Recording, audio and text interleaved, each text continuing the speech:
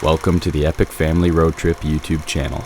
We are the Van Stralen family. Hi, I'm Peter. I'm Carol. I'm Caroline. I'm Peter Jr. I'm Dan. And our dog, Lando.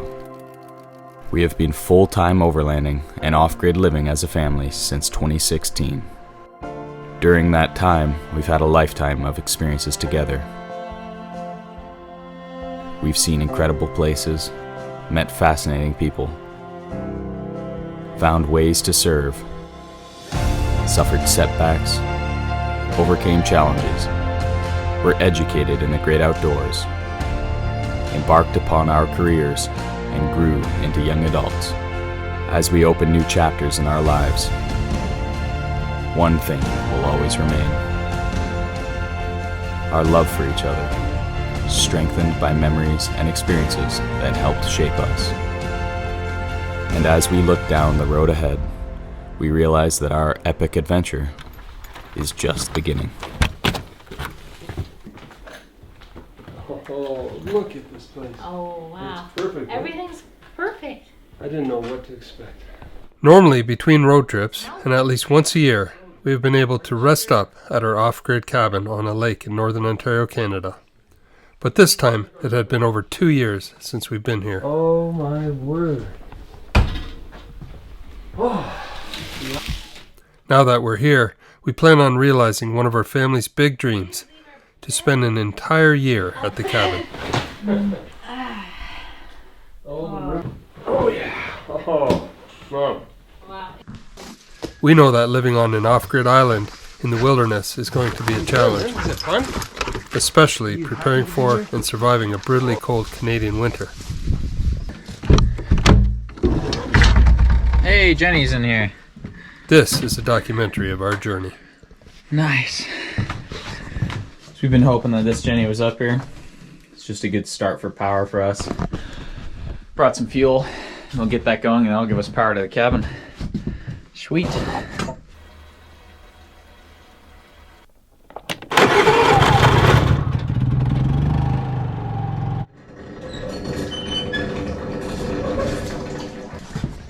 There were some big bass.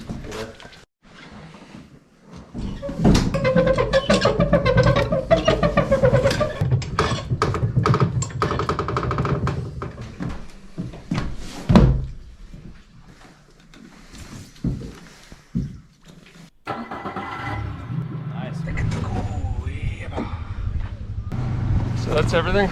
That's every single thing out of the Jeep. The Jeeps came up about 3 inches in the back. Yeah, it's all winter, summer, spring, fall clothes.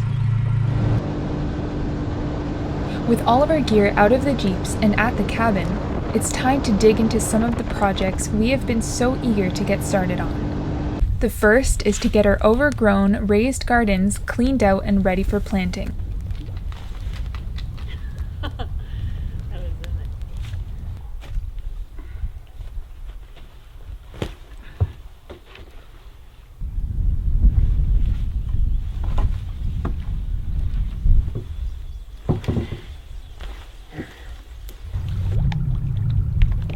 At our off-the-grid cabin, most of our appliances run on propane, which we bring in by boat in 100-pound tanks. Those are always felt. More than 100 pounds.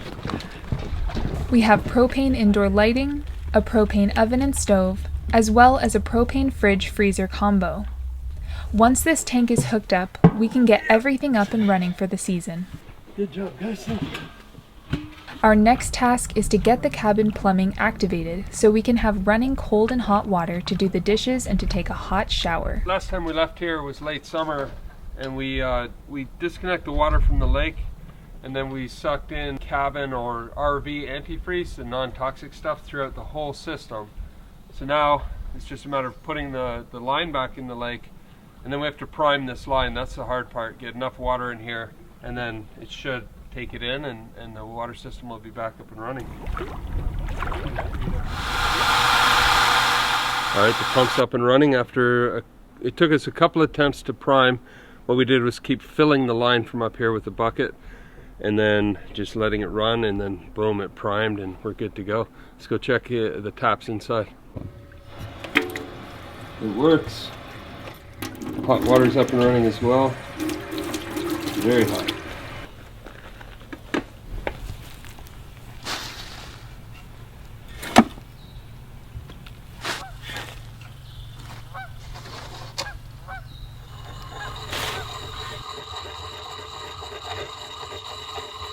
While Peter is doing some maintenance on the tools, Dan gets busy replacing any boards on the docks that didn't survive the winter. Mom gets a lot of questions about her antique wringer washer and how we do laundry off the grid. So this morning she decided to give us a demonstration of how it works. Something can work perfectly every day and never have a problem, until you say, "Let me show you how well it works." This morning, the wringer decided not to cooperate, and it really hit Mom's funny bone. 1 second. Okay. Wait. Ugh. Fail. 1 sec. Now look at her shirt. And you know Mom, once she gets the giggles, there's no stopping.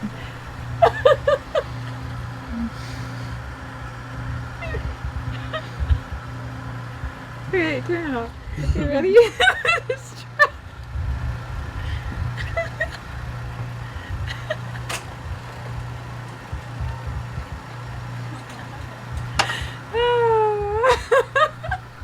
We hope you enjoyed this demonstration.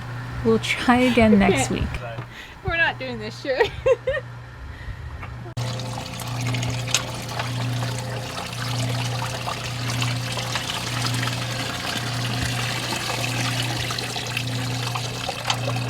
We got a message that our Starlink package had arrived at the marina.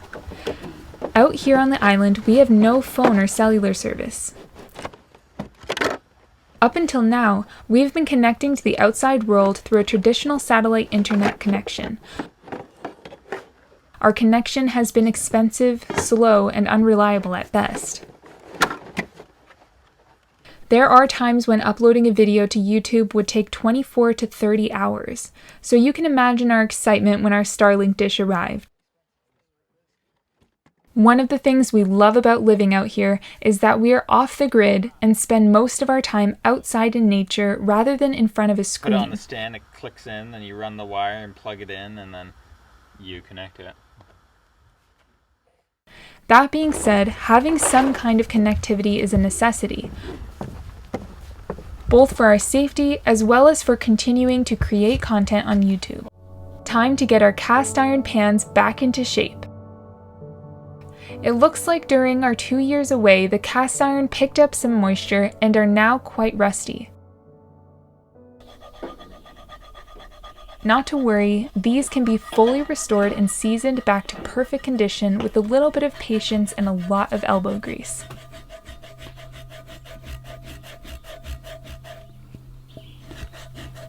The first step is to begin scraping away the rust with a rust eraser. You won't get all of the rust off with this tool, but scrape away as much as you can. Oh wow. The next step is to soak the pan in a mixture of equal parts vinegar and water for 1 to 2 hours depending on how rusty it is. Now that it had some time to soak, take it out of the vinegar water and give it another good scraping with a steel wool scrubber.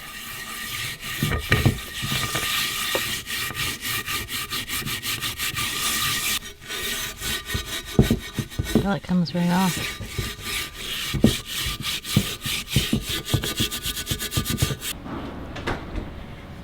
We've been wanting to make our own bacon for a long time, and now we're going to give it a try.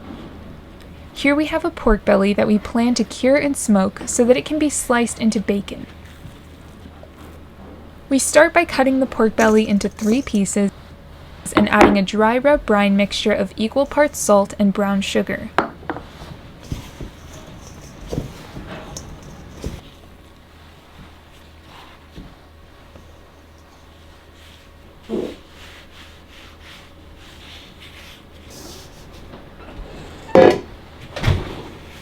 Next, we place the pork belly in Ziploc bags and then into the fridge for 6 days, turning the bags each day.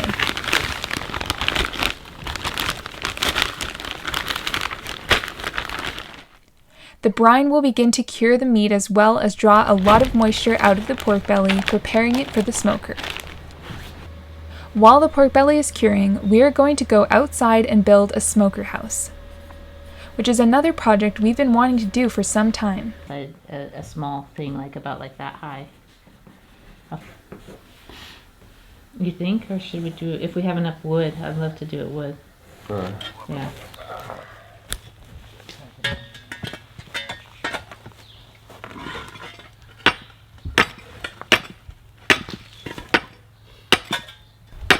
A couple of years ago, we barged in all of the materials required to build an addition on our cabin. Under these tarps are the leftover materials.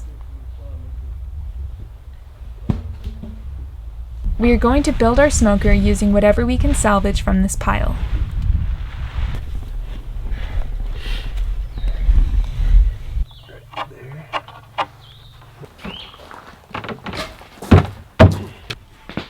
Alright, we made pretty good progress today. We've got the walls and the whole structure built.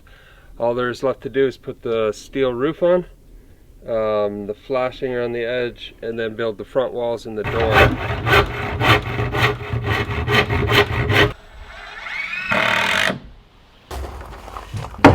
Cherry and hickory to mix it. Come on, buddy.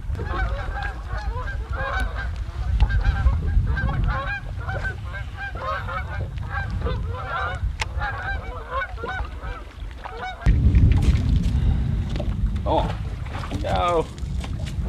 That was a decent little,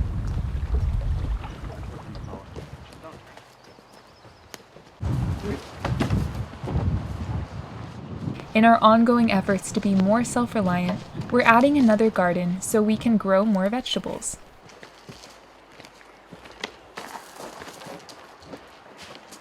On this side. And set your side down.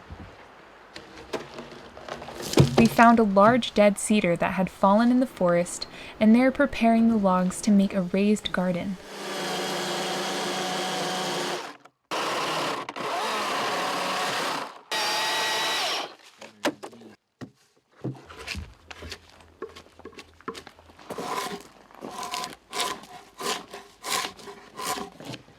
This is another storage room, and it's kind of been buried away, so there's just a bit of dirt and stuff like blocking the door from opening. Just have to dig it out a little. Okay, so the door's open. I'm gonna blow it out and clean it out, and you know, take anything out that might be worth saving.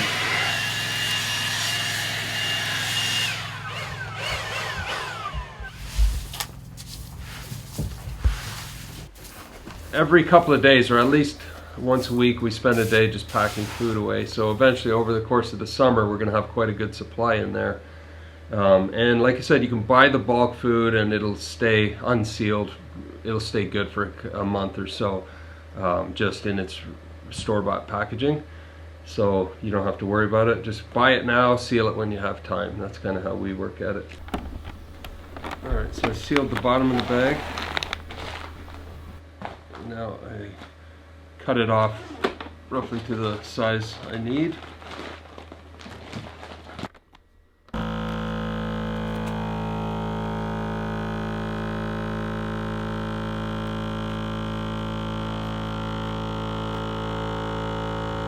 Alright, so that just evacuated all the air. It's nice and tight. It's all, you can see it's all pulled in tight around the rice, and it feels like a block of concrete. And now it's sealing the top, and then we'll go ahead and put them into the food grade bucket. 3, and there's room in there. There's room in there for one more. And then what we'll do is seal down the top and just get a really tight seal on that, and then I'll write down that this is white rice, and I'll put today's date, and then it goes into storage.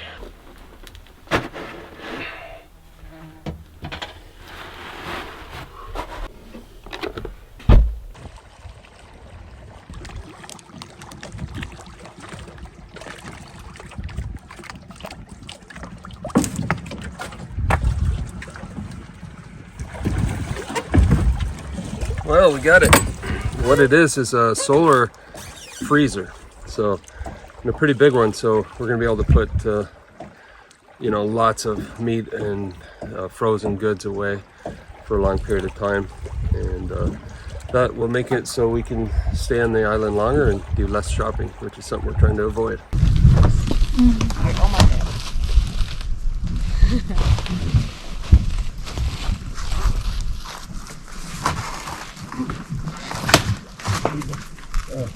What?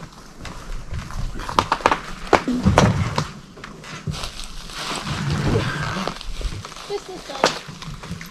Okay. Okay. I'm going up. Tell me if it's too fast or too slow.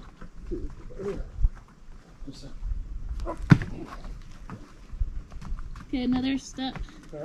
I'm going up a step. Got it? Yeah. Where are you going? I'm going all the way up to the deck. Yeah. I might Ready? be able to, What? I'm gonna lift my side off. Okay. Good job. I knew we could do it. In 2017, after returning from New Zealand, we decided to build onto our existing cabin. Up until now, our little 25 by 20 log structure was just the right size for our family. We would visit on weekends and occasionally for a week vacation from time to time. But now we are planning to spend more time at the island between overland adventures. And in order to accommodate that, more room and functionality would be needed. Just got to get rid of this deck, dig down a bit of the dirt, and then it's time to start installing the screws. And that becomes the foundation for the new floor. We got to truck in some more wood today too. Nobody said it was going to be easy. Next, we have to excavate the sloping ground behind the cabin in order to prepare for the addition. What are you working on there, boys? Digging out the area where our house for the cabin will go. Grounds.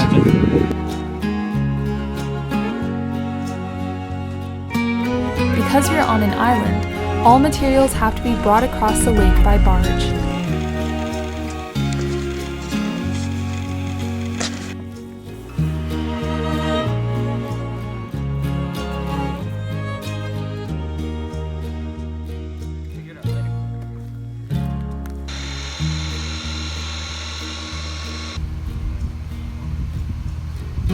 We hired a team of skilled carpenters to help with the construction.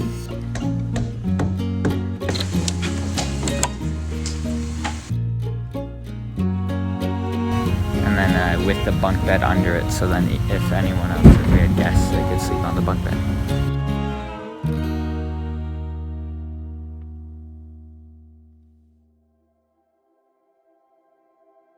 Now that the addition was complete, our little cabin was ready to be our summer home base between overland expeditions. During the summer months, island living is easy and pleasant, and provided the perfect opportunity to ease into an off-grid lifestyle.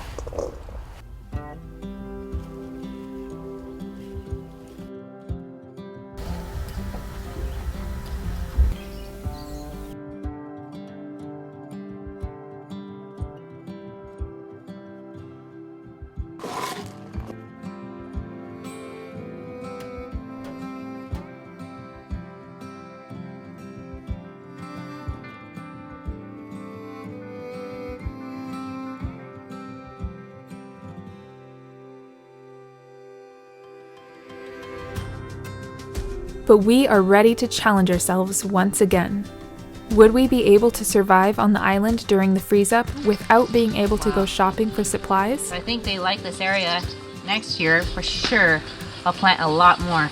Could we make adequate preparations like having enough food and storage, enough firewood and propane to keep us warm, unlimited purified water to drink, and a reliable source of electricity so that we could continue to work while off the grid? The only way to find out the answers to these questions was to try. Good morning. Today is shed building day. We've already got one load of materials in here. The boys are heading out to help load the pontoon and get another one. And I think that'll be it. And we're starting to dig the footings for the shed, and then we're going to start building. Exciting times.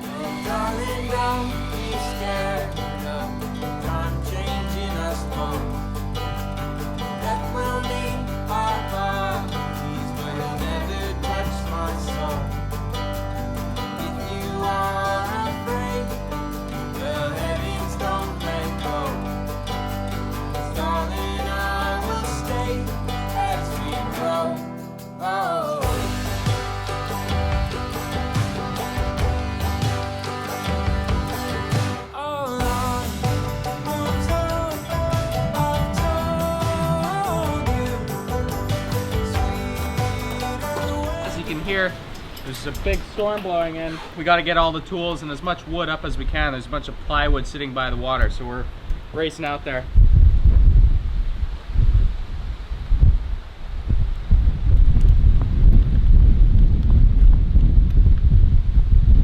Woo!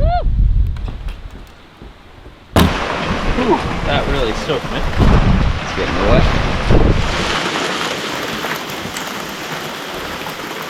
You can see in the background the shop is coming along nicely. It's all closed in, it's insulated, they're finished the interior. I think the only thing left now, once they're done wrapping up what they're doing, is putting the siding on. We got a little bit delayed by weather. In fact, it's still windy, the system is moving out of the area. We had a good storm blowing, but they were able to keep working inside. So I think we're pretty much there. We're gonna have to do the siding ourselves, so that'll be a learning curve for Dan, Pete, and I. But I'm sure we can figure it out. The main reason we built it insulated like this is to keep our batteries warm. As you know, lithium batteries, if they get really cold, will no longer perform, and so you know, that would be an issue. And it gets really cold up here in the winter, so that and propane tanks, and then a few other things. So this is going to be a very useful building for us, and we look forward to getting all the stuff Carol has currently in our screened-in port moved into here onto the shelves. She's going to be very, very happy when that happens. Good morning. So we were able to get our carpenter friends to come back for another day, maybe 2 days, and help us out with the siding. The siding took a lot longer to get here. We just got it yesterday, so Carol and I hauled it in. They are cutting a spot now because we're going to have the generator installed in the building, and so it'll vent the exhaust and the air, the heated air, out to the outside. So that'll be nice and quiet first of all, but also protect the generator. And then that'll be right underneath where we store the batteries. So a lot of really cool things happening over the next couple of weeks. But for now, we're just getting the siding on the building, and then it'll look like it's always been here.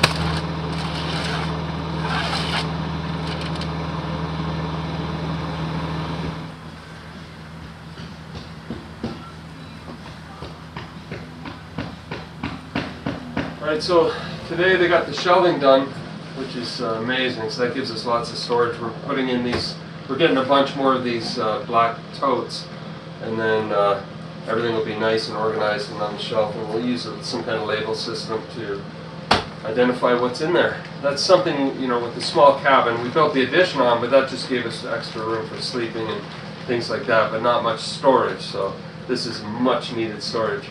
And then on this side, we built a nice heavy-duty shelf system today, and this is going to be for batteries and inverters and all the really cool stuff that's coming from Battleborn, our friends at Battleborn Batteries, or Dragonfly Energy.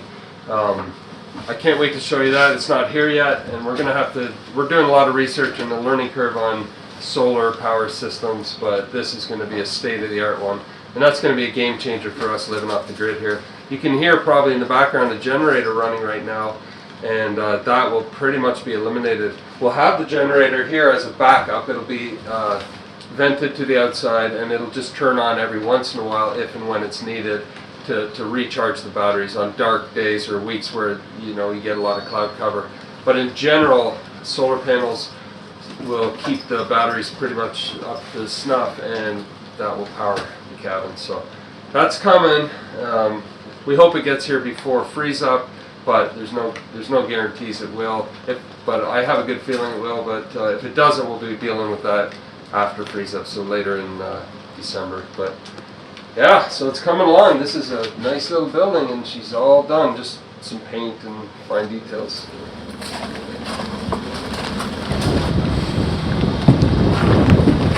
Well, we have a 2-inch Honda pump that we will just drill a hole through the ice, and we have 150 feet of hose. I'll fill this thing up in a matter of minutes, and then we're good to go again for a couple of weeks. And we just have a hose bill on the bottom, and from there we'll fill up our lifesavers for drinking water, fill up buckets for our cool geyser shower, which we'll do later in the winter.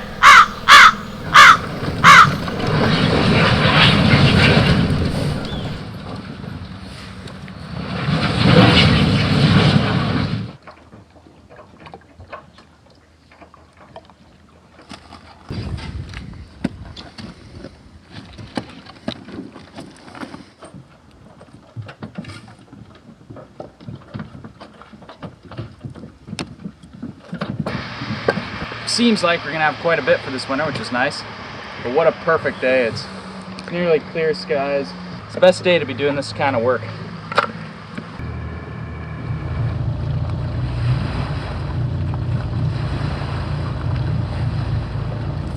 Good boy. Good boy, Lynn. There you go. Good boy.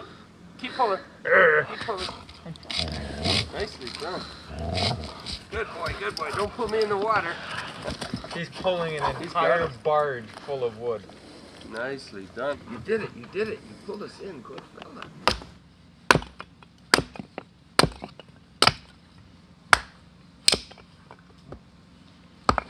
We're just splitting up all the cutoffs from the shed we just built because it's untreated pine and it's really easy to split and perfect for kindling.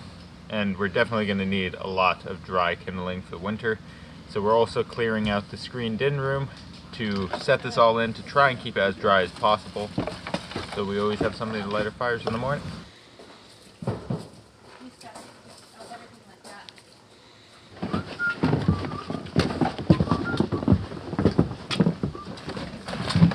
So I'm going to be heading out for a few hours, and the boys are going to be doing all the firewood. In the meantime, I'm going to be cooking some squash and onions and get some steaks going. And hopefully I can get those beets out of the ground from the garden and use those up. That'd be delicious. Oh, that's beautiful. I was kind of wondering how they would turn out.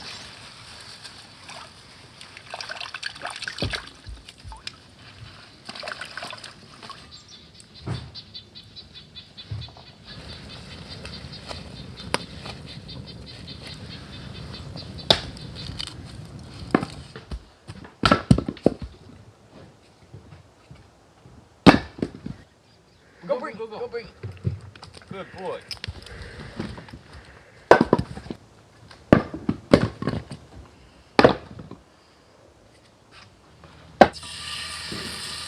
Alright, the boys have made really good headway on the boat. They're almost done that load. We've got kindling put away now, a bunch of other chores done. I'll show you a bit later, but I got the 12-volt freezer going, so we can start packing it up with food for the winter. And just now that we've worked up an appetite, we're gonna get the steaks on and make some dinner.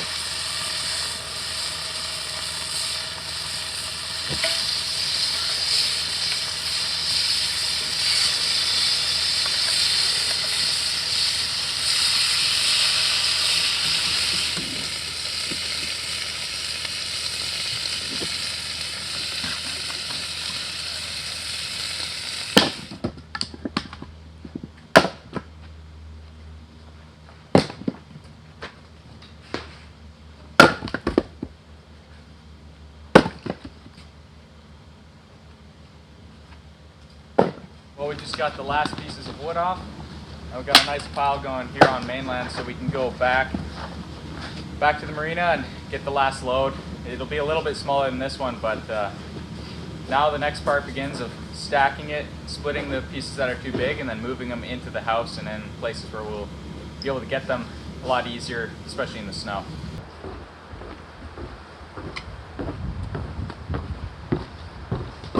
Remember how to stack a nice edge from when you were kids? So we're stacking up. We're going to try to have a straight edge here while we'll slightly go back. That allows us to get a really high pile. But we'll see how well we remember the art of firewood stacking. It's really you lay some this way and then you cross them over all the way up. Holds the wall in place, but let's try it. Alright, so in addition to getting all the hardwood stacked near the house, with all the extra pine we have, we're going to be splitting into smaller pieces for kindling because the pine's really dry and burns a lot faster, so it's not really good for a long-lasting fire, but it is perfect for starting the fire.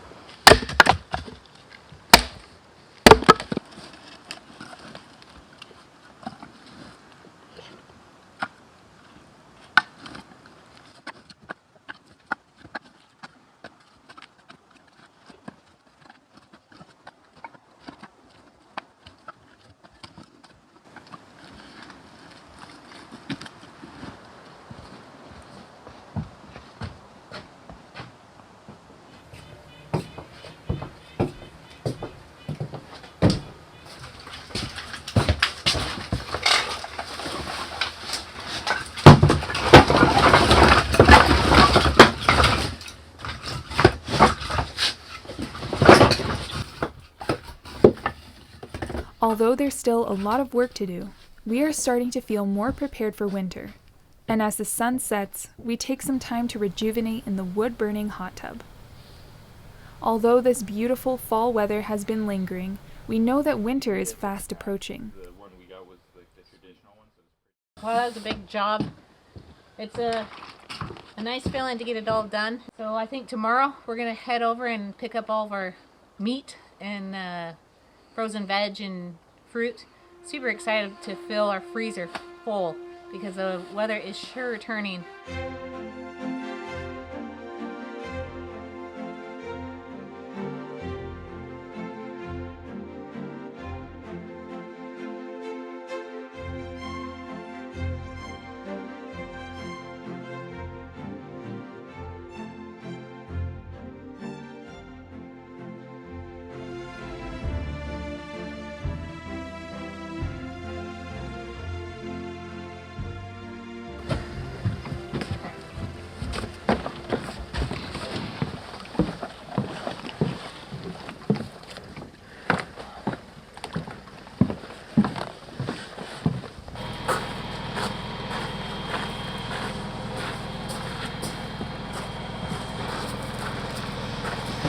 This is the last 3 boxes. I don't know how many there are, but there's a lot of meat. I'm just gonna cut them open now and get them in the freezer. Open the first box and they're whole hens, and these guys are pastured, so it's really cool how they raise them. They have these covered barns over beautiful pasture, and the barns are on tracks, and they just slowly move 24 hours a day across the field. And so the chickens are just free ranging inside that barn, but they're right on the grass, so they're eating the bugs and the worms and the foraging the legumes. And as the building moves away, everything recovers behind them and then it comes back. So it's just a great way to raise hens rather than in a barn, and you end up with just very meaty, natural, organic, and clean meat. And that's how all the meat is here. There's no antibiotics, and nothing was raised in any other way but open pasture, so grass-fed beef in the works. So we're really happy to have high quality, good stuff for our time here at the cabin.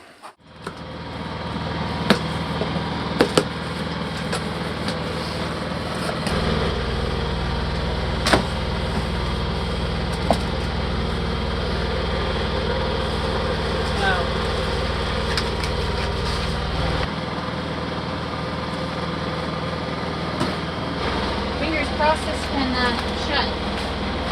might. Let's try it. Oh yeah. Nice. Yeah. All right, so these are the jackets and pants that we were talking about earlier. They're flotation, and they're designed for very cold weather. So I'm starting to feel a lot better that we already have these. So no matter what the weather throws at us, we're ready. We've all got boots that are highly insulated, waterproof. So yeah, I think we're in really good shape here. Check that out.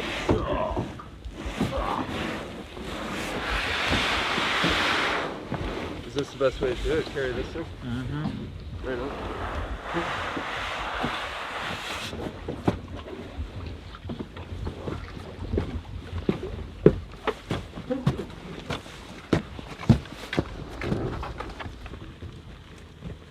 These are the ice picks I was talking about. I'll show you how they work. But if you are ever going out on the ice, even in the dead of winter, snowmobiling or hiking or snowshoeing, make sure you have a set of these. Behind me, we carried all this stuff out in a plastic bin, which is actually a tow behind sled. So the small one we can tow behind ourselves. We just have a harness and we can pull it. Actually, Lando would probably pull it very well. And the bigger one is for behind a snow machine, which we don't have yet, but we're looking at some options for snow machines. One is called a snow dog, and we'll tell you more about that later.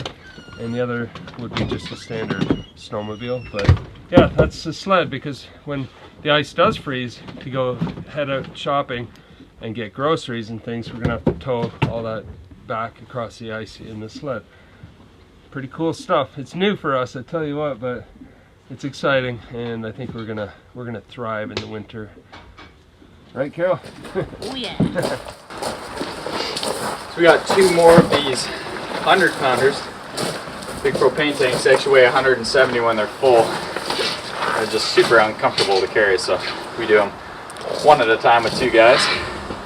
So we've got 6 now, where we're taking back 1, and we hope, 6 will get us through the most of the winter actually, but we want to have about 8 or 10 just to be safe, and then that way if it's cold or we just want to stay where we can really run the propane heaters all winter, no problem. Having 8 to 10, we would be a lot less worried about running out of propane. It'd just be good peace of mind, so that's what we'll shoot for. But already we're good, so that's a nice feeling. Pretty exciting day. We've got a lot of boxes here. We have 2 inverters and a whole bunch of batteries and all the accessories that go with it.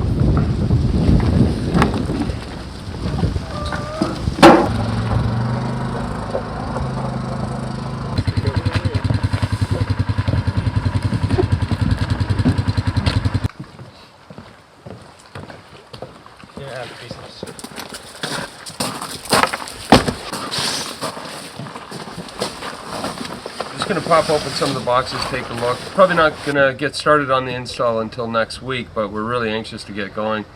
We can't wait to have this thing up and running and get that generator turned off. In these 2 boxes here, we have 2 what they call multi-plus inverters. They're 3,000 watts. They're a combination battery, charger, manager, and inverter. I'm going to go over here and take a look at one of the batteries. Each one of these, and we have 6 of them, is 270 amp hours. These batteries actually have built-in a battery management system built into them, and they are self-heating. So we're in a very cold climate here in Ontario, Canada, and so that self-heating feature is incredible. So here's one of them. I can't wait to see how these guys look up on the shelf. Alright, so we're going to be storing the boat in the boathouse now, and it's crazy that it's that time of the year already where we're fully winterizing and storing the boat. I'm excited. Like, doing all this, preparing, and then getting stuff like this done really makes me realize that winter's coming, and it's something I've wanted to do, stay up here over winter for a long time. Alright, this pulley system was here when we got the place 20 years ago, and I don't know how long it's been in place, but it's works great. It's just a cable come along, we hook it onto the front of the boat, we'll lift the front out of the water, then we'll do the same with the back, which is a little heavier, obviously because of the motor and everything. Alright, so let's clear it all the way around. That's it, that thing's good to go. And In the spring when the ice melts, it's coming down and we'll get back out fishing.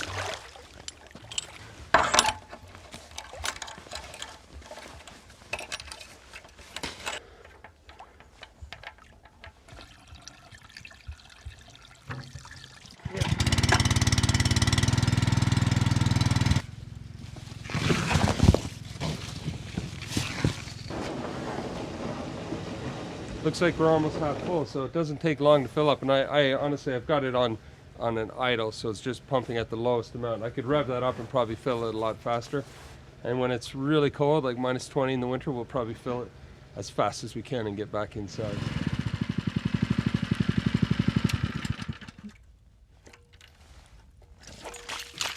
All right, that's all it took. It's full. We'll let you know how long that lasts. We don't know if it's a week or 2 weeks or a couple of days, but we'll find out very soon. Now we've got to drain all the lines, drain the pump properly, and we'll store it in the new shed that we built.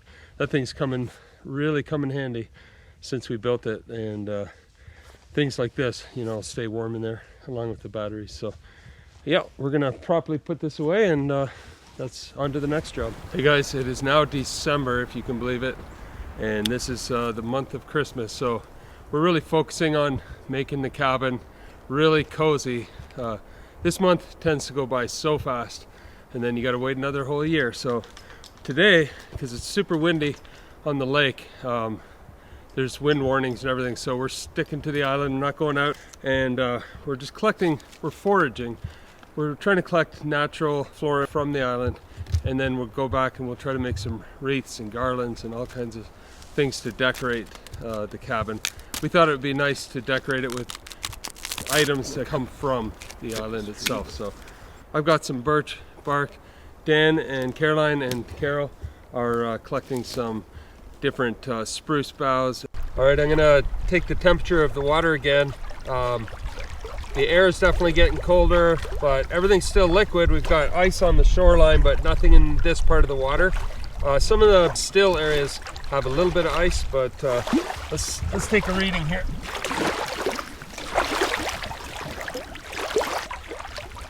It's just slightly under 5, so between 4 and 5 degrees, which is between 39 and 40 Fahrenheit. So it's gone down about a half a degree from last week. Dan and I are just heading to the marina, and of all things, we're heading through this area right here, actually we call the Narrows, and there's ice. We're about to drive over a little bit. It's not thick sheets yet. Let's see if I can grab a piece. There's ice in the lake. I've actually never seen when the ice is coming in on the lake. I've never seen that transition. So from here on out, it may just start freezing.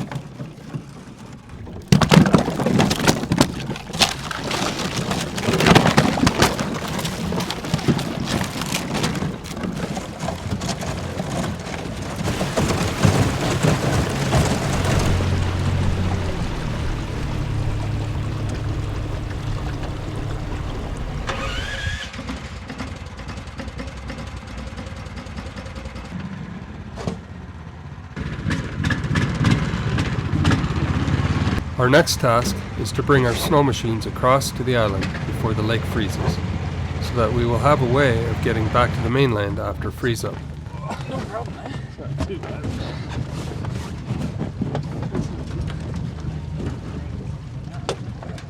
Definitely one of the benefits of a unit like this is they're very versatile. You could put them in the back of the Jeep and go ice fishing somewhere, we can fit one, probably even two in the pontoon. So, and they're not that heavy.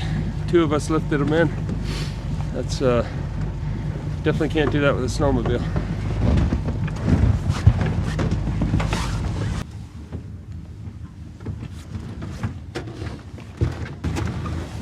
We even got one in the small boat.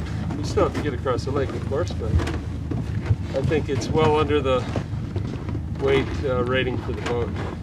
So now the two sleds we'll put in the pontoon and we'll head back to the island.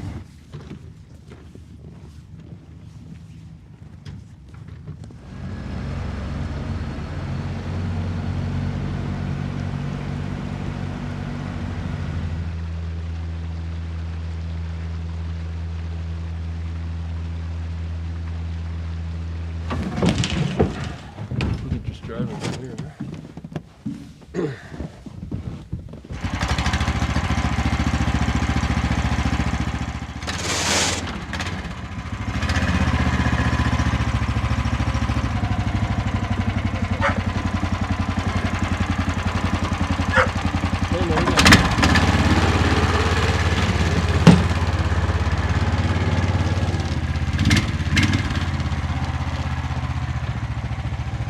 All right, the water it's at 0 right now, 32 degrees Fahrenheit, 0 Celsius.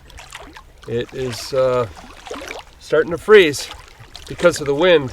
The ice hasn't been able to form on the big part of the lake, but all the bays and the main channel, everything is frozen.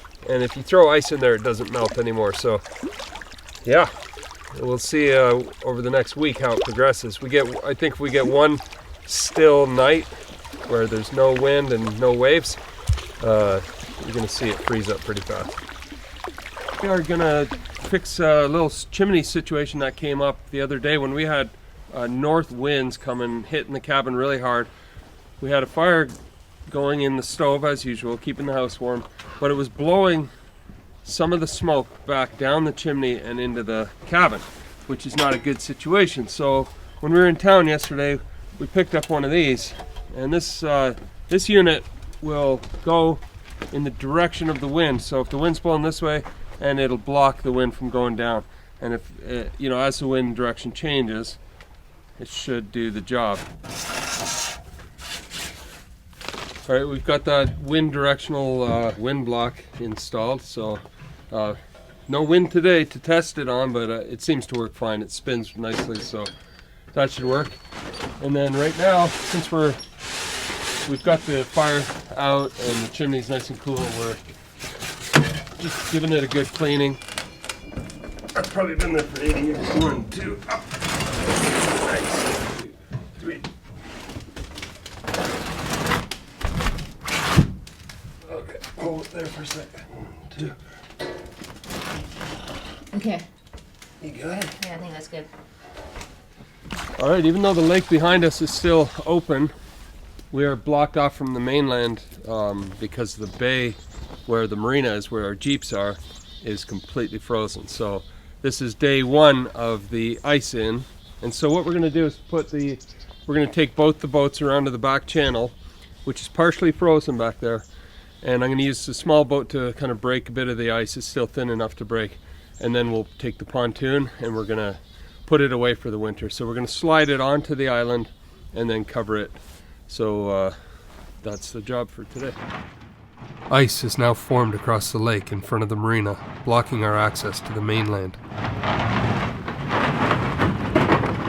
Without some kind of hoverboat or helicopter, we will not be able to get off the island until the lake freezes over completely, which can take anywhere from 4 to 5 weeks. It's a somewhat unsettling feeling to be completely isolated from the outside world, but we feel confident that we have made adequate preparations. I'll try to get over a bit.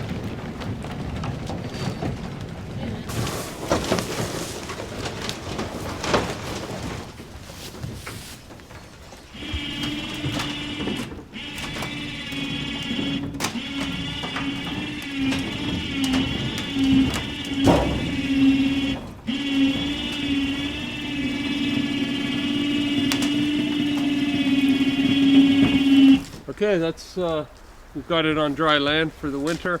We're just going to get a couple of big tarps that we have back at the cabin, and we'll cover it over the best we can and strap it down really tight. That'll keep the bulk of the snow out of the boat. Just going to winterize the motor, and that's it for the winter. All right, we're stowing the final boat for the winter. So after this point, there's no more leaving until it's fully frozen. We just took a last ride out to see how far the ice had come, and the whole lake from the Narrows on is all frozen. It's probably not gonna be too long now. It's pretty exciting. I'm looking forward to doing some ice fishing when it finally does freeze. But even in here in the boathouse, these two bays are full of ice. So we're gonna have to break through that with a pole. I'll get the doors open and load her up.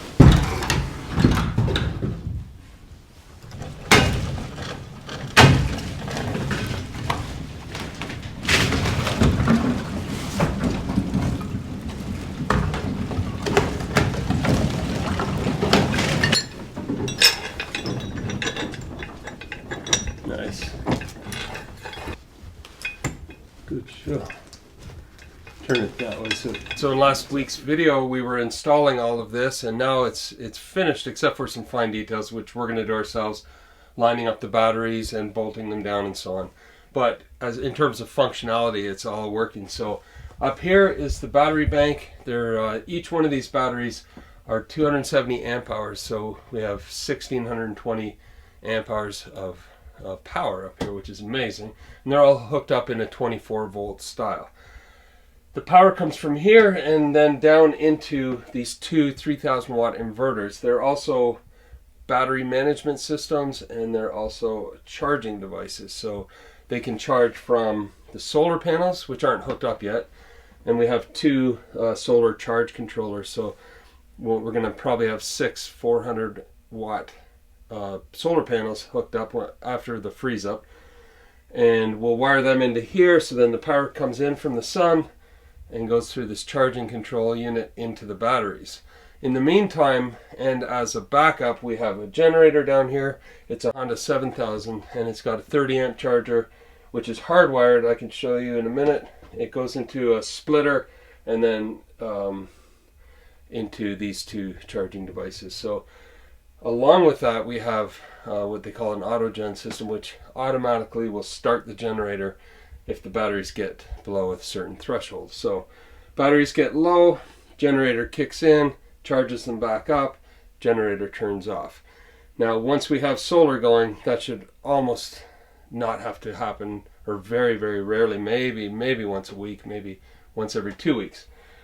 Over here we have the brains. Well, first of all, the smart shunt communicates with this. In fact, it's connected to all the devices, so that here on the touchpad screen we can monitor how much power we're using, how much power is left in the battery system, how much output, input, and so on. So it's very powerful, as well as the Victron app allows us to do all that from our phone as well. There's also, you can see these little red wires. Some we're just going to tie together, but these guys are a heating system. So there's a switch behind me, and when it gets really cold at night, this is an insulated building, so it's going to keep a lot of its heat. We also have a heater, but on top of that we can flick a switch and the batteries will self-heat and manage their temperature. With lithium like this, you don't have to worry, there's no liquid, so you don't have to worry about anything freezing, but they become inefficient in terms of performance when the temperature gets really cold. So these all have self-heating units in them. And they also have BMS, or battery management systems, built into the batteries, so they're very intelligent batteries. And lastly, everything is connected together with the grounding wire, and that way, if say a solar panel or anything got struck by lightning, that energy would go into the ground panel, which we put in the ground outside.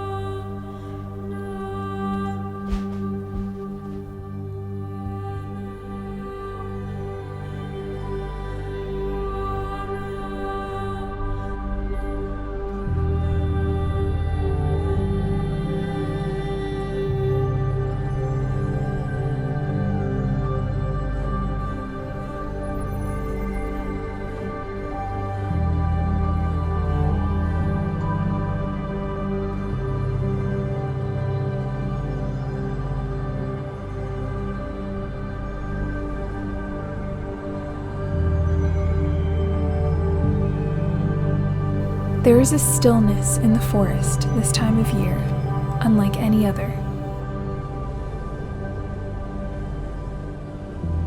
The black bears have gone into their dens for a long winter nap.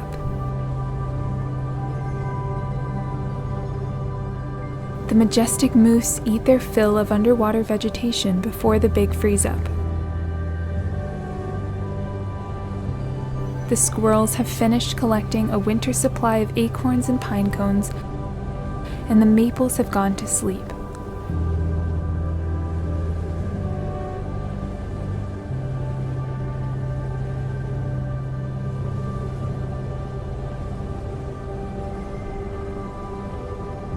The freeze-over is late this year.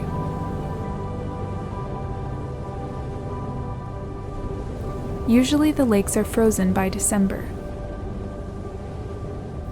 Some of the locals, however, remember years where the lakes didn't freeze until the end of January.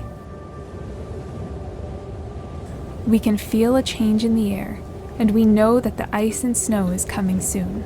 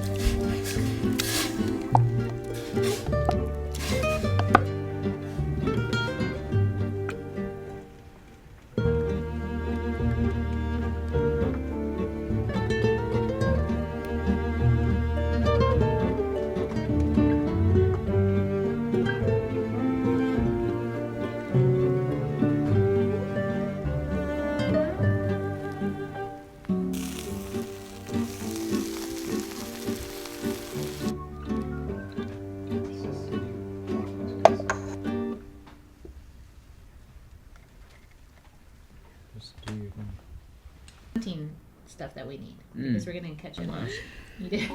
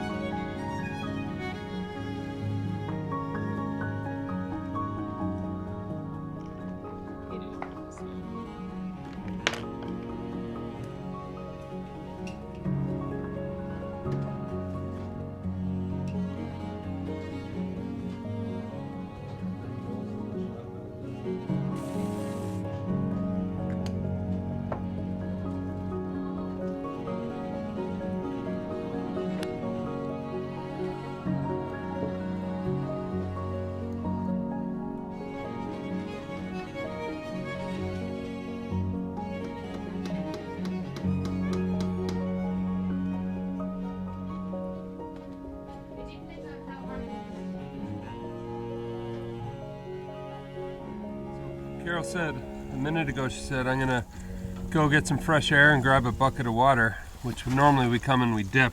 And she got out here and it's frozen. So we've been having a lot of waves and it's been keeping the ice at bay, but this is the first calm night. And sure enough, we can see in the line of the moon here, it's frozen right across, which is really good news. We've been really excited to have it start freezing up, and hopefully it stays calm for a couple of days and we'll start building a layer. The strong winds pick up on the lake, creating waves which begin to crack the ice bridge that had formed overnight.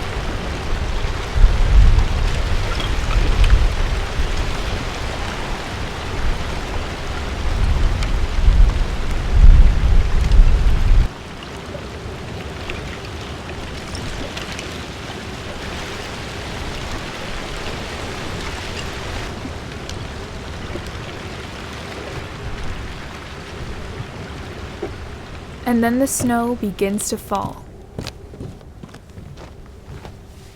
With all that wind this morning, it was bringing in a snowstorm, which is now hitting us pretty good here.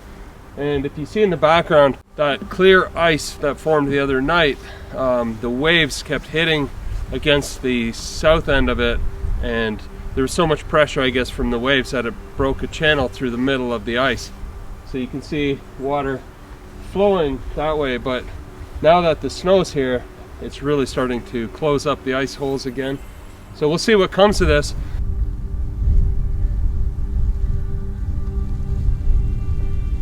If you stood here, you'd just turn into a snowman. Yeah, You'd freeze. Your hair is white as good. That's a good old-fashioned blizzard right there. Haven't seen this in a long time.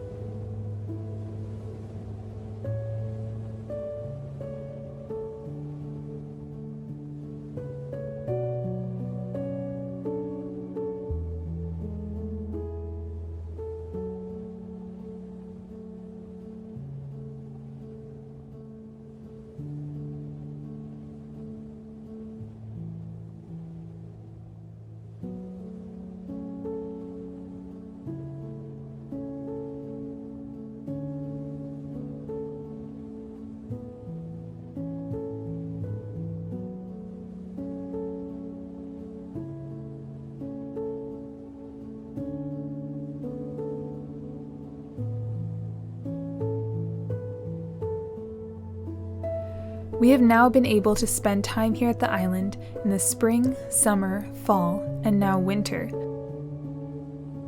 And although it's impossible for us to pick our favorite season, we must admit that winter is an incredible time of year to be here. The entire area transitions into a giant winter playground.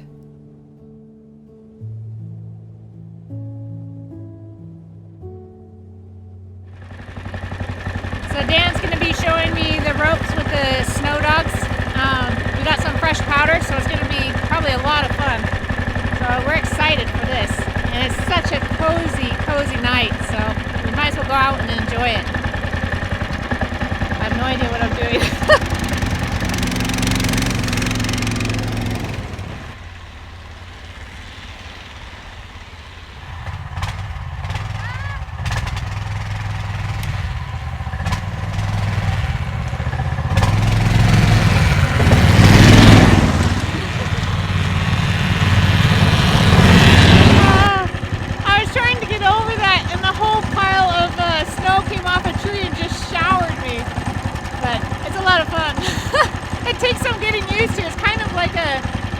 Push mower. You got to kind of go down and turn, but I'll get used to the throttle too. I'm a little bit heavy or too light. So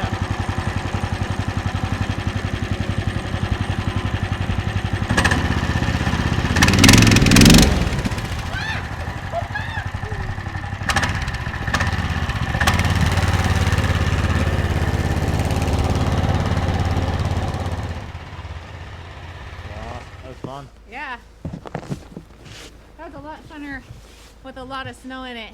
I could imagine being able to go a lot faster, but that was really, really cool. So magical, especially tonight. Something about Christmas Eve and Christmas. This is cozy. Getting to spend it with you. Now I'll let you and Pete go and show me how it's done. We have a family tradition that we've had since the kids were really young of having quiche on Christmas Eve morning. And this time we get to do it here at the cabins.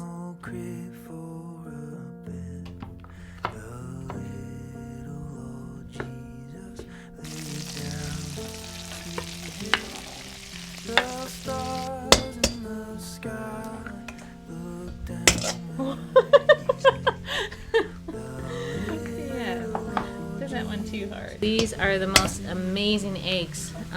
Our friends at the marina, she actually has a bunch of chickens.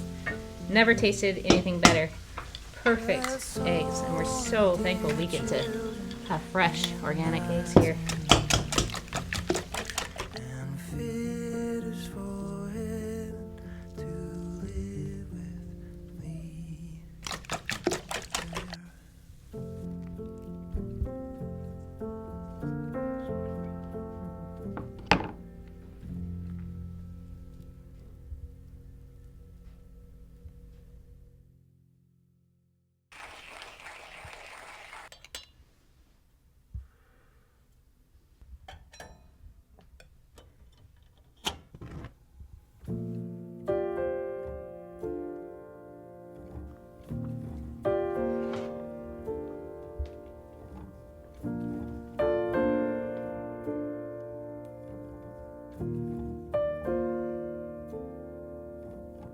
Silent night, holy night, all is calm, all is bright, round yon virgin mount. And it actually shows you. Holy Beaver pelt? No way. No way. We were just talking about this as well. sleep in heaven. You guys actually got a beaver pelt. A real beaver. Wow. Gathering around the table with family, friends, and loved ones is what makes this such a special time of year. With new experiences and old traditions.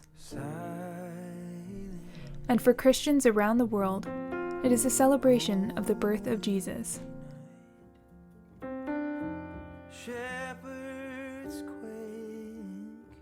One of our traditions is to open a few family gifts early, before going outside for a brisk walk in the forest.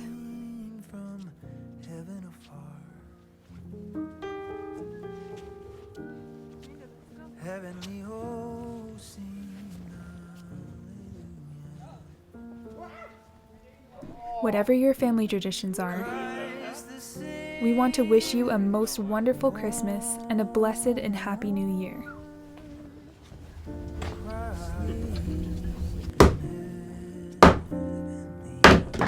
All right, looks like the sauna is smoking hot.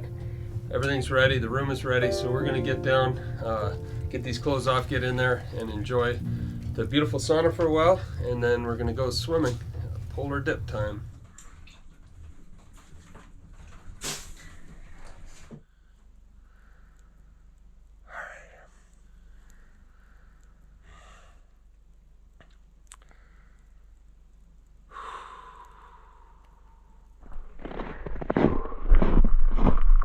So I stayed in there for a minute or so, and really the only cold I feel is in my fingers and my toes, but obviously the core of my body feels great. So I'm just gonna warm up a bit before going into the hot sauna.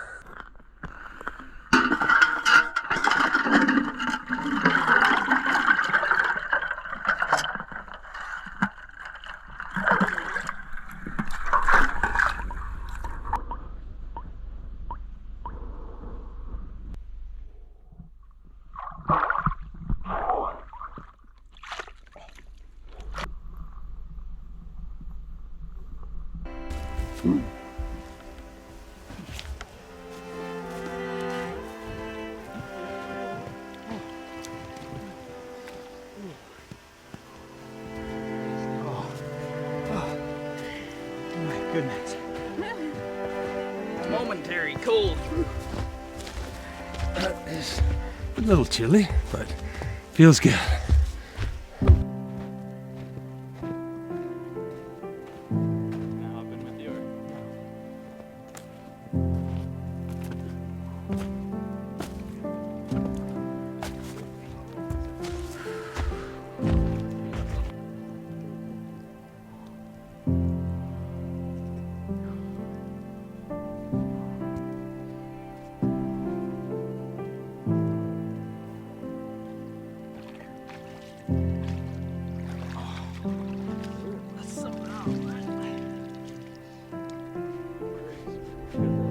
What an experience, eh?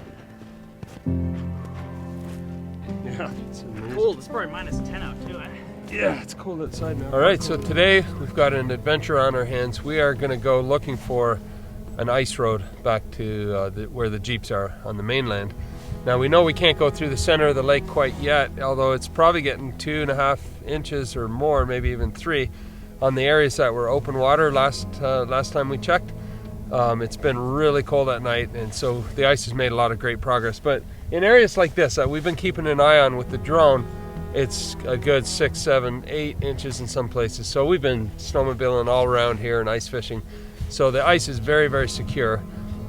So we're gonna follow the shoreline where we know from, we just looked at aerial pictures where we know the ice is gonna be pretty thick. And then we're gonna be, once we get past a place we call the Cliff Jump Island, then it's gonna be uncharted territory from there on out. But what we'll do is we'll walk ahead. We'll have 1 or 2 guys walk ahead with their ice picks and flotation suits, and we'll just poke holes and see how thick it is. And if it's 4 inches, we'll bring the snow dog up and we'll move another 100 feet. And we're just gonna try to pick our way across to where we know the ice is thick. So once we get into the main channel, we already talked to Chris, and there's a guy been snowmobiling out to his island. So when we get there, we're safe. So yeah, come with us on a bit of an adventure. And we're gonna take our time and be careful. We don't want to go in. It's too cold.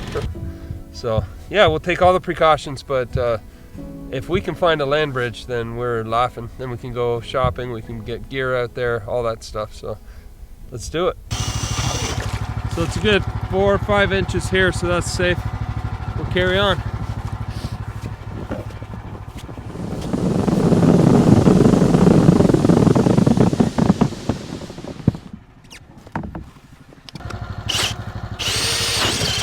That's some deep stuff. That's good. All right, we're about a quarter of the way we need to go. So far, so good. Nice deep ice. We're staying about 50 feet offshore. Right, from here on out, we're going to be even more careful. And Dan's going to walk ahead a couple 100 feet, drill a hole, measure the depth, and then we'll take the sled over there, and we'll just keep going that way. And really what we're doing is skirting all around this section of the lake until we get to the Narrows. This is something we've looked forward to trying for years, just the experience of coming up north and spending a winter. This is one of the biggest parts of it, is being able to make it out once the ice is frozen enough. It definitely seems like it has, eh? What was that, probably 4 or 5 inches? At least everywhere it's about. My entire hand. Yeah, like your entire hand, so 4 or 5, maybe even 6 inches deep. But yeah, I have hope that we will make it. We're very close now.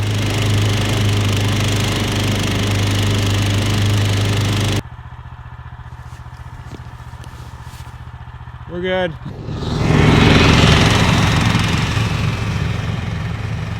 Well, this is a bit bumpy, riding behind the snow dog here, me and Dan in the big sled, but you know it's clear. We talked to a gentleman named Dan. He has a cabin on the island right by the Narrows, or a lake, and he's the guy who's coming in and out of his cabin on the snowmobile, and he said that whole area is safe, super thick. And yeah, he was kind of surprised to see us. It was good to see him. We know there's a land bridge, or a way to get across the ice all the way there. And from there to the marina, we can start getting other supplies. And it's just good to know you have a way to get out in case anything happens, and if you just want to. It's fun. On top of that, there's bunch of new ice fishing places that just opened up to us. So we're excited. We're just gonna head back now. We know that way's clear and tell Mom. How did it go? Amazing. Really? I was watching you guys a little bit, so I could see you guys. So we made it. No way. Yeah. And no problem at all. Oh, no way. So it's I was just telling everyone we snow dog it out instead of boating it. We can just go shopping. Sweet. You want to go shopping? Yeah, let's go. You I might think want we to wear should a coat. Yes, I think I do need to go. Oh, that's good. Yeah. Oh, Fun, huh? yes. Finally. So we met Dan. He has the island right by the Narrows. Okay. Not this Dan. And he's like, all of a sudden there's people walking by. He's like, I don't see any snowmobile tracks, and these people come walking by. He's like, I was so confused. But he's like, you're free. Yeah, finally. I think everyone, we should all go and have Celebrate. a hamburger and celebrate in town. Come here, Lando. You can follow us. Yes, you can run that whole trail. Yes, you can. Oh, he's gonna We love can go to it. the pub now. I know. Get a burger. Awesome. Do it. Fun. Let's do it. Come on, Lynn. Let's go. It is now February, and winter has settled in at the island.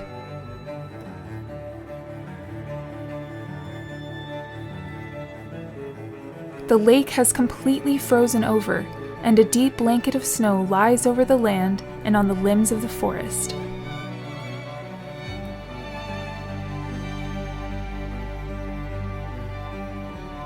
We have made it through the freeze-up period, which lasted longer than normal this year, as Old Man Winter seemed reluctant to arrive.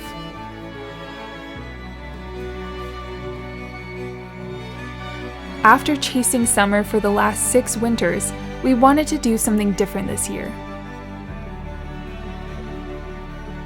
We wanted to see if we were capable of spending the cold months off the grid and independent of the comforts of modern civilization.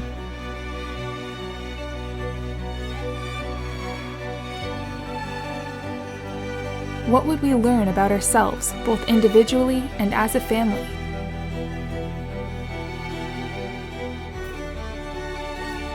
What skills would we develop out here on the island? And would we be able to meet the challenges that we would undoubtedly face?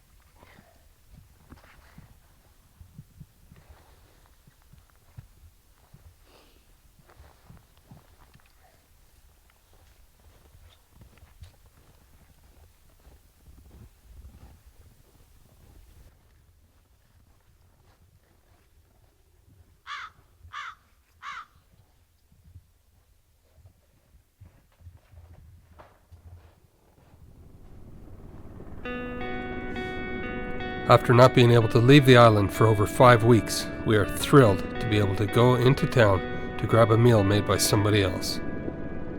Something we had taken for granted just a few months ago had now become the ultimate luxury.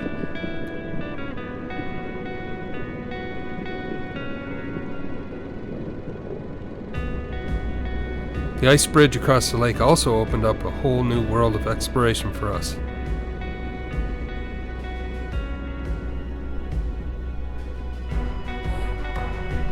We could head out into the wilderness and go camping on frozen lakes. Friends and family could now come up north and take their snowmobiles out to the island and share the cabin experience with us.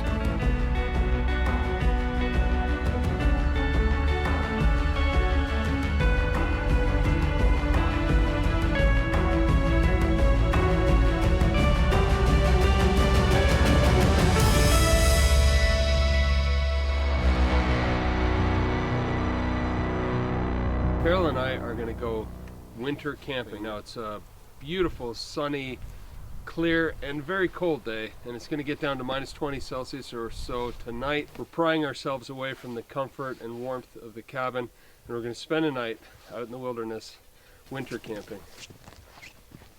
We're packing quite a bit of stuff just because we want to do fishing and of course some shed hunting.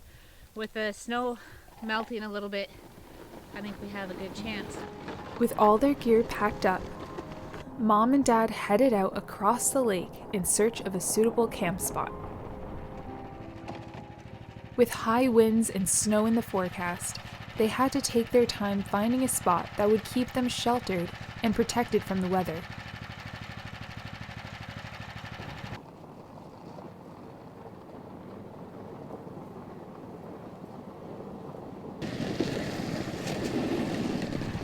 They eventually settled on a nice little cove tucked in against the trees that they had passed on the way out.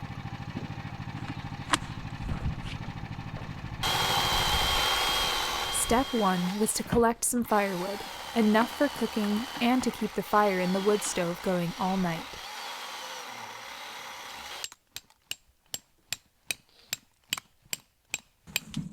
It just fits on an angle.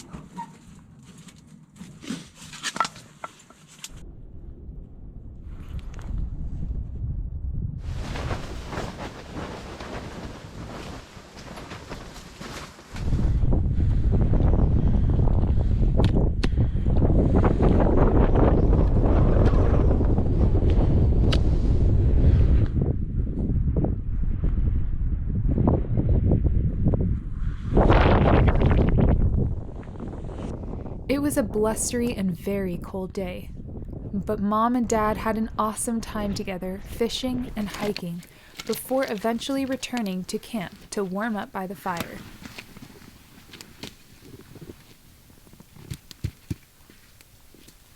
And as afternoon turned into evening, the wind subsided, leaving behind the stillness and solitude of the frozen lake and the calm peace and tranquility of the wilderness.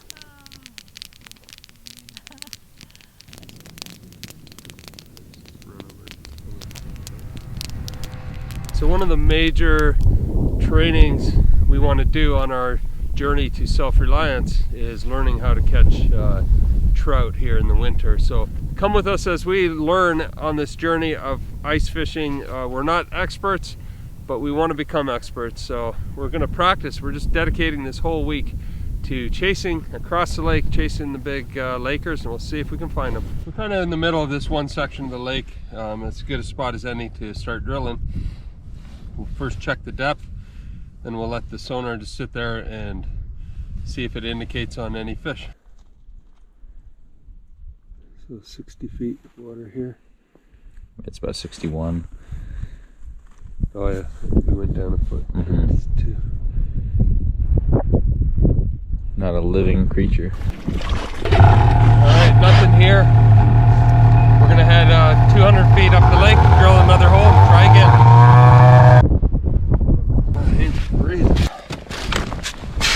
Okay, so let me turn that.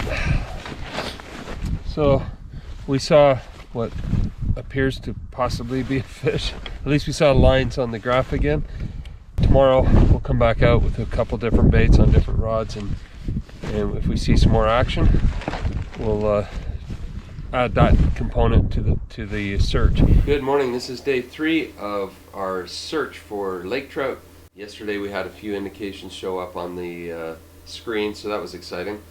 But today what we've been doing is watching some YouTube videos from actual trout fishing guides, ice fishing guides. Now that we've learned some of this information about trout behavior and underwater structure, what we're going to do today is find a bunch of spots just like that. Those look great. And they seem to be all over the lake, and rather than doing what we were doing yesterday, which is just punching holes and you know, looking for fish. We're going to now specifically go after certain features underwater.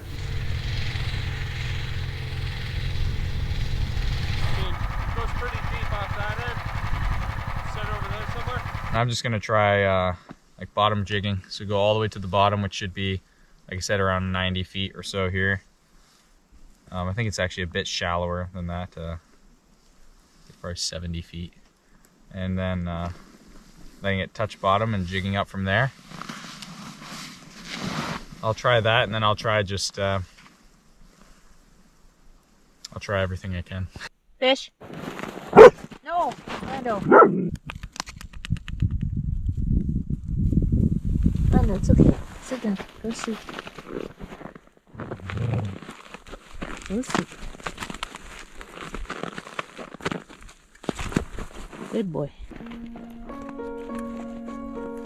So, we might come back after dinner and try a little bit of night fishing. Caroline is making a delicious dinner for us, so that's really nice. And Lando is all cozy, warm in there, having a lot of fun. It's neat to see a fish come after your lure, and it would be so exciting to catch one. That was a neat experience.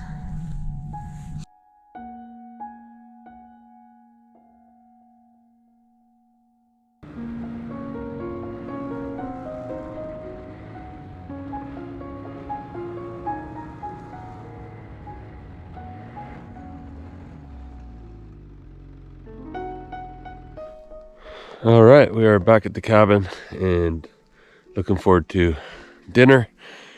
It was a good day, a cold day, but we learned a lot, had a great time out here hunting for lake trout. Haven't quite found them yet, but we're gonna keep on it. I think I finally got me a trout. Woohoo! It's a fighter. Oh man. Ooh. Yes. Oh, it's a big one. Oh, yeah. Woo. All right. Whoa! What a fighter! Whatever it is a powerful fish.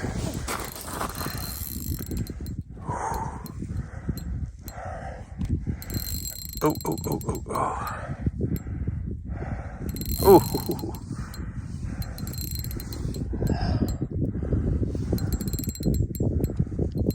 Wow. Come on, baby. Oh, no. Don't do that.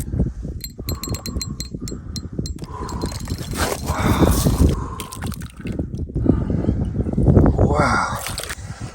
That's a beautiful trout right there. Woo! All right, guys. We persevered. We kept trying. Came back to the same spot, and look what we've got here.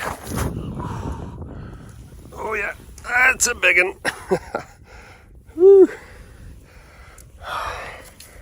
That's amazing. My goodness.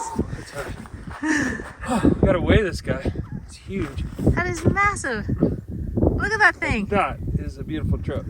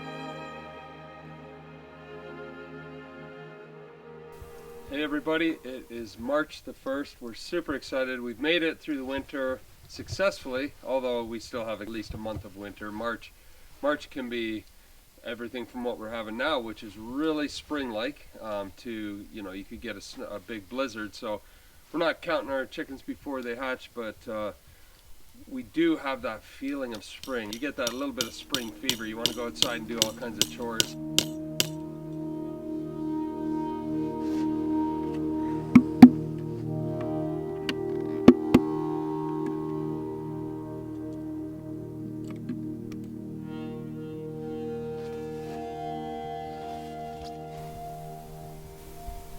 Alright, so it turned out Carol was right.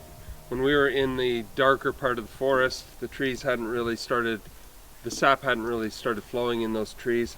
She suggested we come up here where there's a lot more sunlight right now at this time of year, and these guys are dripping. I'm just going to take a taste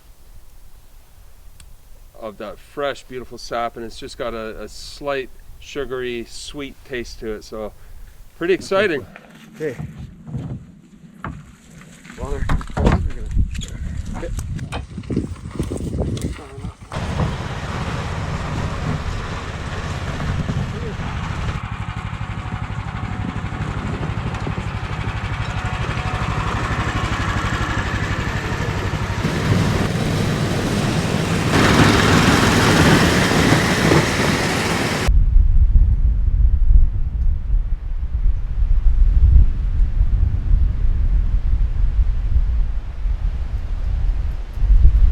The weather in March can be very unpredictable. And one day, when Carol was returning from town with groceries, a spring blizzard popped up out of nowhere.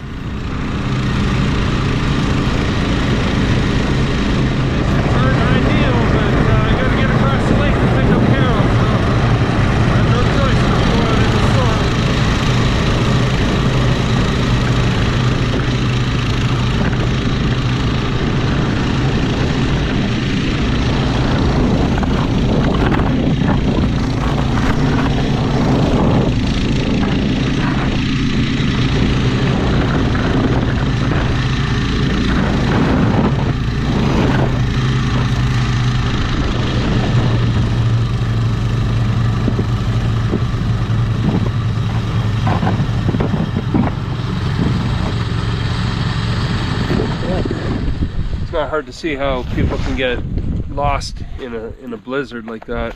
You get snow blindness and then you get disoriented and everything looks the same. But I was following Lando. He knew where he was going the whole time, right, buddy? Lando, come here, bud. You always know where you're going. Yeah, you got a good sense of direction.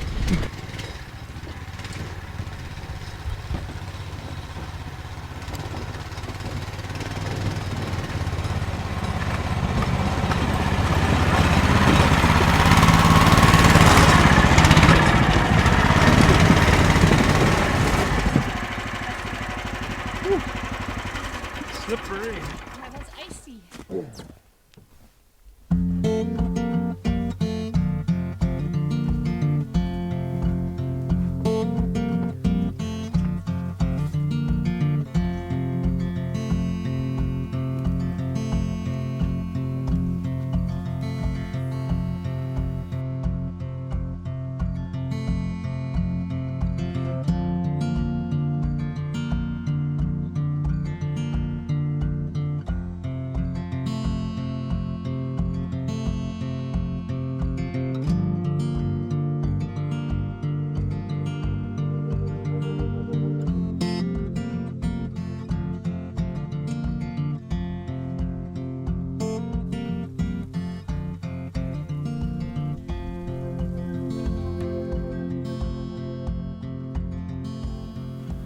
Alright, this is the first warm day that is above 5. It's 8 degrees Celsius, so that is really nice. And we came out and sure enough, a few drips are coming out. So we're going to collect what we have.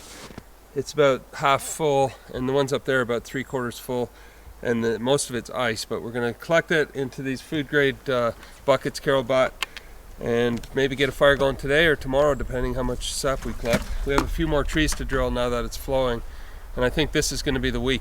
If we can get enough, we'll get we'll get started boiling it down and hopefully get some syrup.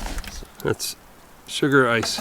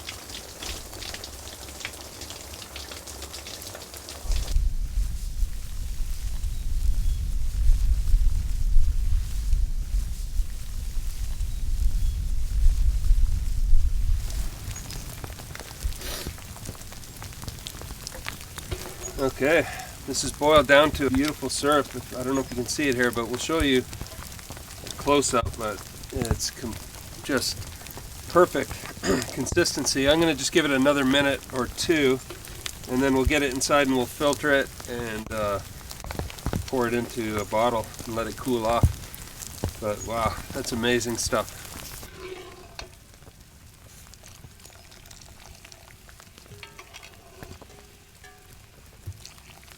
I think we're almost there.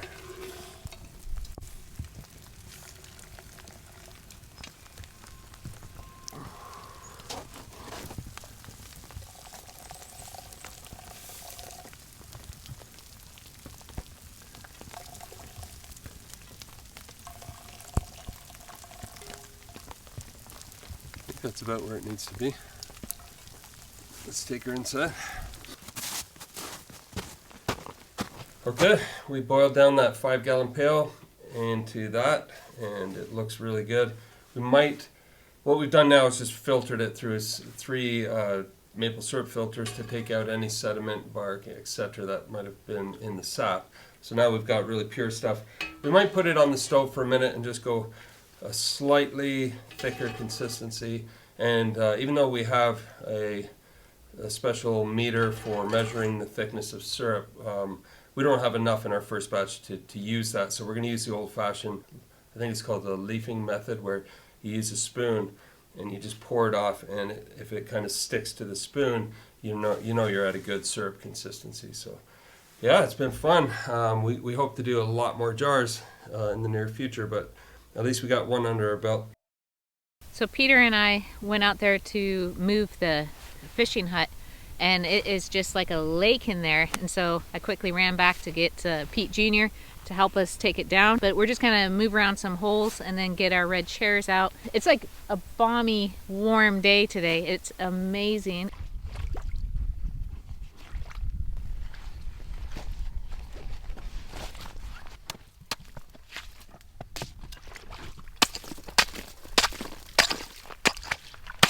We found this really cozy spot that Pete and I would come in and just suntan out here on the ice with our 2 red chairs.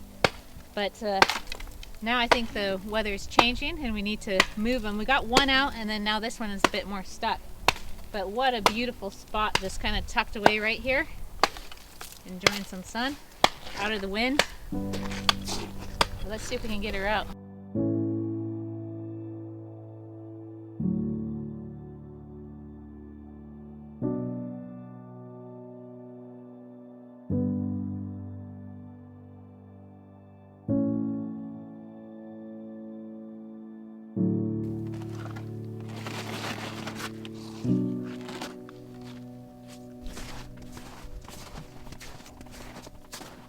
Alright, so we have both chairs out.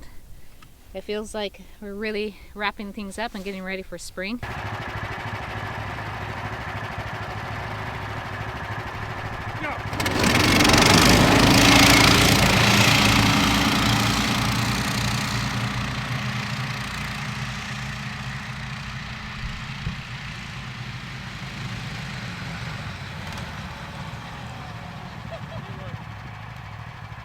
reports like we did in the fall when the ice was starting to freeze. We gave you reports on the ice. We're going to do the same now as it starts to thaw. So we had lots of rain and there's a layer of water over the entire lake, but let's check the thickness of the ice. Yeah, it feels like the bottom there, so 19 inches of hard ice and then about 2 inches of slush. So spring is coming, but it's not here yet. We don't know. We've never been here for the breakup of the ice, so we don't know if it takes weeks or days or a month. But just like in the fall, we had to be prepared to be kind of landlocked here for a bit, and we're making those preparations coming up next week, because I think after that we're going to start to see the lake change from being frozen over to breaking up. So we'll take you with us on this journey. It's like I said, it's all new for us, but pretty exciting that spring is on its way.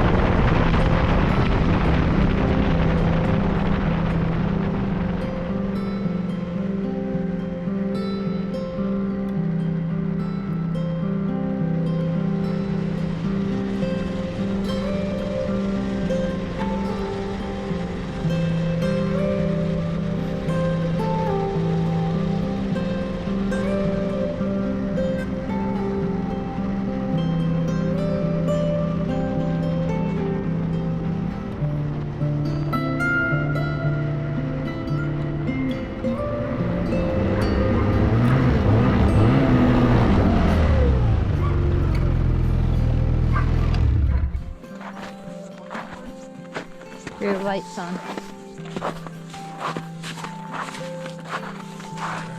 The lake is definitely changing.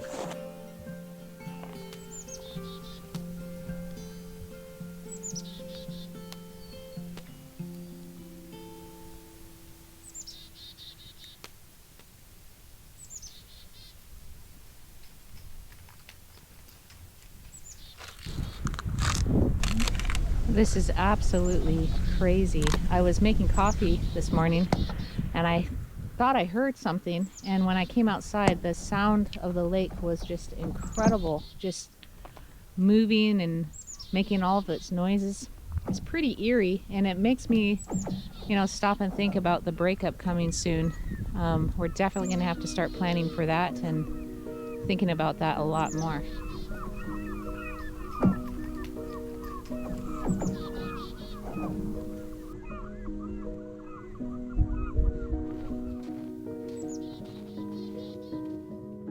Every day, the spring sun melted more of the ice, until the ice road we had created over the winter months began to fall into the water.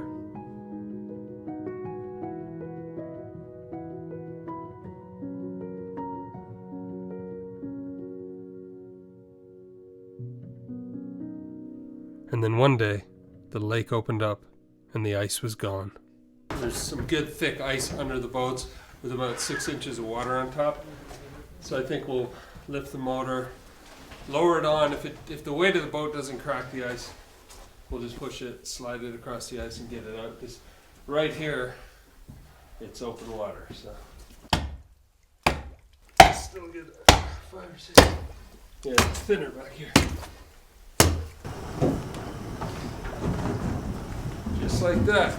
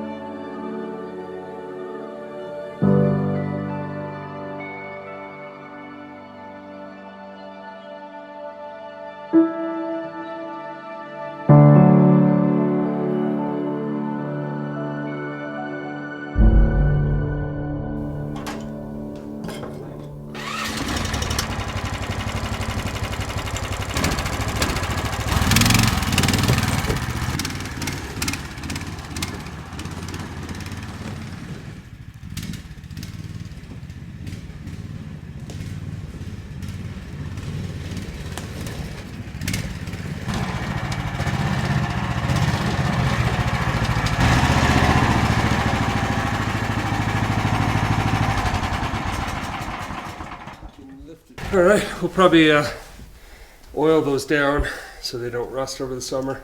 We'll let them dry out first, and they'll be ready to go when the ice comes back. Hopefully not for a while. With the snow and ice gone, we can finally install our solar panels, which completes the final step on our off-grid journey. We now enjoy a very robust and reliable power supply to the cabin and have eliminated the need for a generator, at least during the summer months. I don't know how long Peter and I have wanted to do this, and now it finally happened. It's gonna take a bit. Kind of feels like Christmas morning all over again.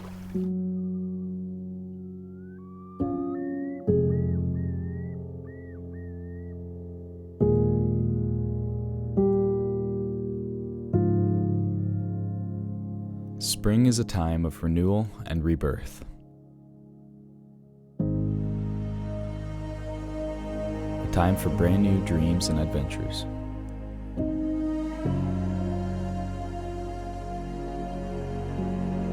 The ice and snow have melted away, and the seabirds have returned.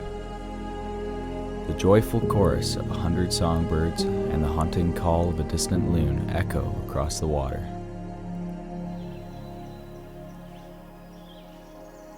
As spring turns back into summer, we feel a great sense of fulfillment and accomplishment, having spent over a year living off the grid as a family. We have learned so much about ourselves, what we are capable of, and what we have yet to learn. And as we head out on the next leg of our journey, we want to thank you for watching, and we look forward to taking you with us on this incredible adventure called life.